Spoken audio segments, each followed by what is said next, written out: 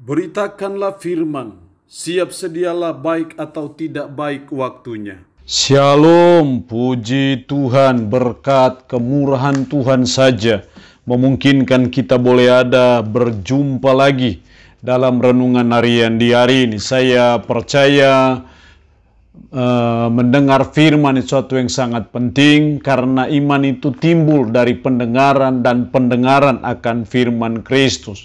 Nats firman Allah yang menjadi perenungan kita bersama di hari ini, saya ambil dari Keluaran pasal 14 ayat 15 sampai dengan ayatnya yang ke-31. Secara khusus saya akan baca ayat 15 dan 16, firman-Nya berkata demikian. Berfirmanlah Tuhan kepada Musa, mengapa engkau berseru-seru demikian kepadaku? Katakanlah kepada orang Israel supaya mereka berangkat.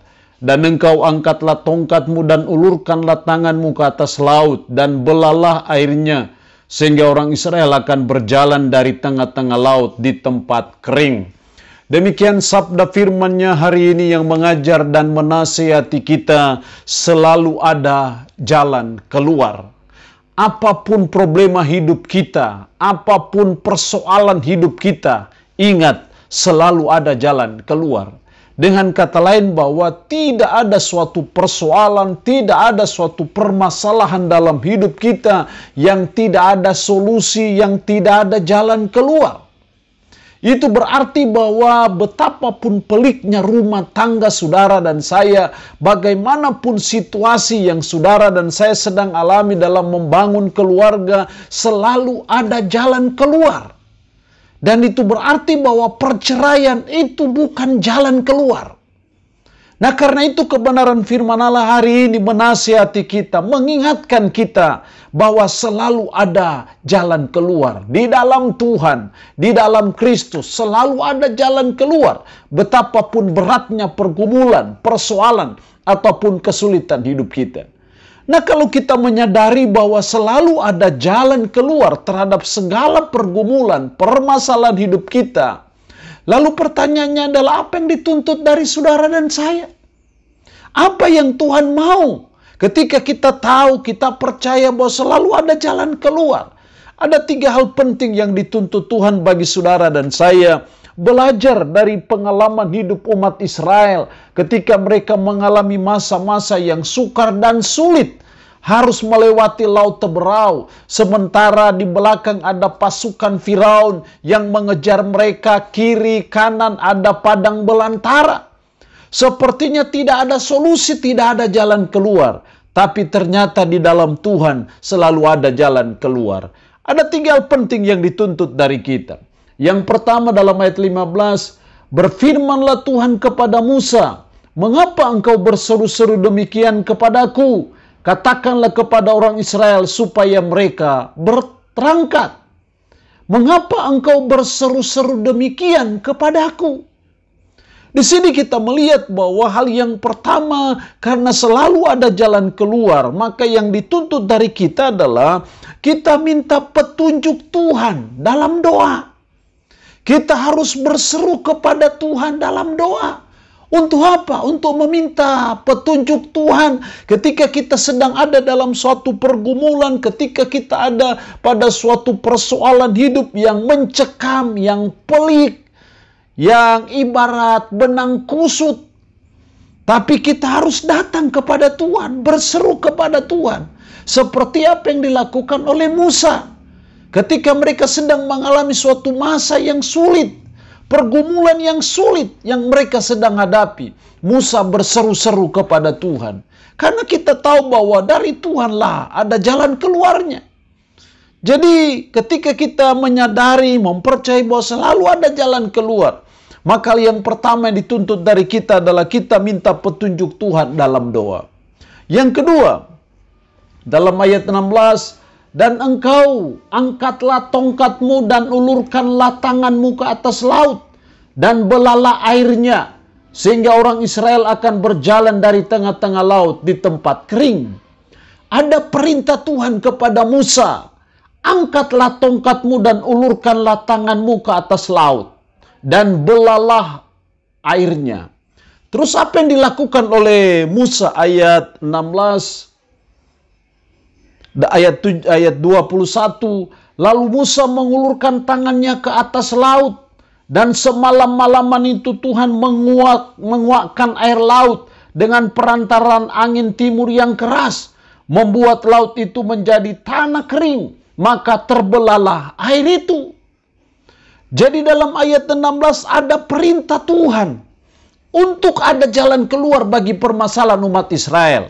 Dan kita melihat bagaimana Musa mentaati perintah Tuhan, maka ada solusi yang dialami oleh umat Israel. Disinilah kita belajar yang kedua yang dituntut dari kita, karena selalu ada jalan keluar. Yang kedua adalah mentaati perintah Tuhan. Apa yang Tuhan perintahkan bagi kita, kita belajar untuk mentaatinya. Walaupun perintah Tuhan bagi Musa ini sesuatu yang sangat sukar, tidak masuk akal sebenarnya. Tapi ternyata kita melihat bagaimana ketaatan Musa terhadap apa yang diperintahkan Tuhan. Walaupun secara nalar mungkin tidak masuk akal bagi Musa, tapi ternyata dia mentaati apa yang diperintahkan Tuhan. Maka jalan keluar itu ada. Jadi hal yang kedua, kita belajar mentaati perintah Tuhan. Apapun perintah Tuhan dalam hidup kita, kita belajar mentaatinya. Kita belajar melaksanakan perintah-perintah Tuhan. Kalau kita dapati bahwa ada cara hidup kita, ada kelakuan kita, ada pola hidup kita yang di dalamnya kita tidak taat kepada firman, tidak taat kepada perintah Tuhan, kita sadar dan kita tobat. Dan kita mulai belajar taat. Karena ketaatan itu akan membuka pintu pertolongan Tuhan dalam hidup kita. Ketaatan itu akan membuat ada mujizat, ada jalan keluar terhadap pergumulan ataupun permasalahan kita. Pertobatan kita dari ketidaktaatan itu membuka pintu kasih karunia Allah bagi saudara dan saya untuk mengintervensi terhadap apapun pergumulan berat yang kita alami. Jadi ketika kita menyadari bahwa selalu ada jalan keluar, mari kita belajar mentaati perintah Tuhan.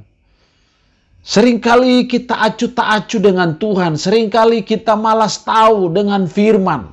Kita anggap bahwa itu hal-hal yang biasa saja. Tapi sesungguhnya itu yang menghambat mujizat Tuhan, menghambat intervensi Tuhan, menghambat pertolongan Tuhan bagi kita.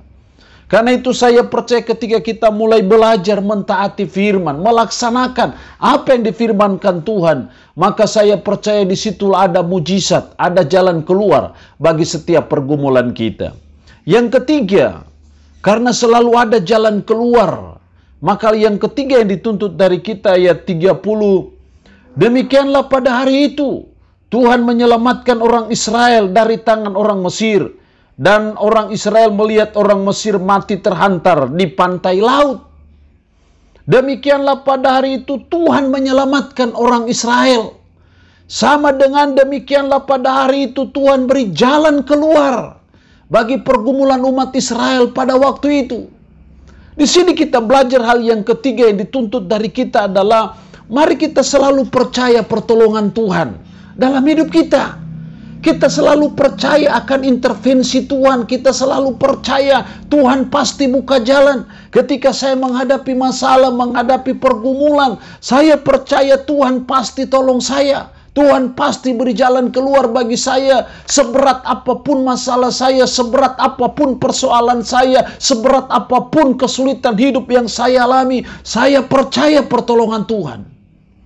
Kepercayaan atas pertolongan Tuhan itulah yang melahirkan jalan keluar bagi setiap pergumulan kita. Yesus selalu berkata, jadilah sesuai dengan imanmu. Pergilah, imanmu sudah menyelamatkan engkau. Artinya bahwa betapa kepercayaan itu sangat penting dan berharga di mata Tuhan. Betapa kita punya iman itu penting. Karena iman itu yang menarik kuasa Tuhan, menarik mujizat Tuhan terjadi dalam hidup Anda. Betapapun situasi keluarga Anda yang rusak, kacau, mencekam atau seperti apapun juga, ingat dalam Tuhan selalu ada jalan keluar. Di dalam Yesus selalu ada solusi. Tidak ada persoalan berat seberat apapun.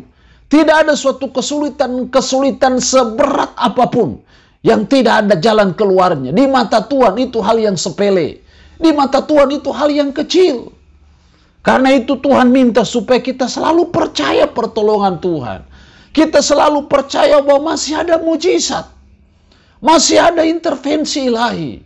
Karena itu kita belajar untuk selalu percaya pertolongan Tuhan. Karena saya percaya tidak ada suatu masalah yang tidak ada jalan keluar. Allah yang punya firman ini memberkati kita dengan firman-Nya di hari ini. Amin. Mari kita berdoa. Puji syukur untuk firman-Mu hari ini yang mengajar dan menasihati kami. Selalu ada jalan keluar. Seberat apapun problema hidup kami, selalu ada jalan keluar. Karena itu ajar dan tolong kami untuk selalu kami meminta petunjuk Tuhan dalam doa. Untuk kami selalu mentaati perintah Tuhan. Untuk kami selalu percaya akan pertolongan Tuhan. Roh yang kudus tanamkan, meteraikan firman Allah dalam hati dan pikiran kami dan sanggupkan kami untuk bisa memberlakukan firman ini dalam hidup kami sehari-hari. Hamba mohon berkat bagi umat-Mu yang mendengarkan renungan harian di hari ini. Diberkatilah mereka ya Allah yang sakit dalam nama Yesus. Tuhan lawat, jamah dan sembuhkan dari sakit penyakit yang diderita. Terpujilah nama-Mu Tuhan. Dalam nama Tuhan Yesus Kristus kami berdoa. Amin. Shalom. Tuhan Yesus memberkati kita dengan firman-Nya di hari ini.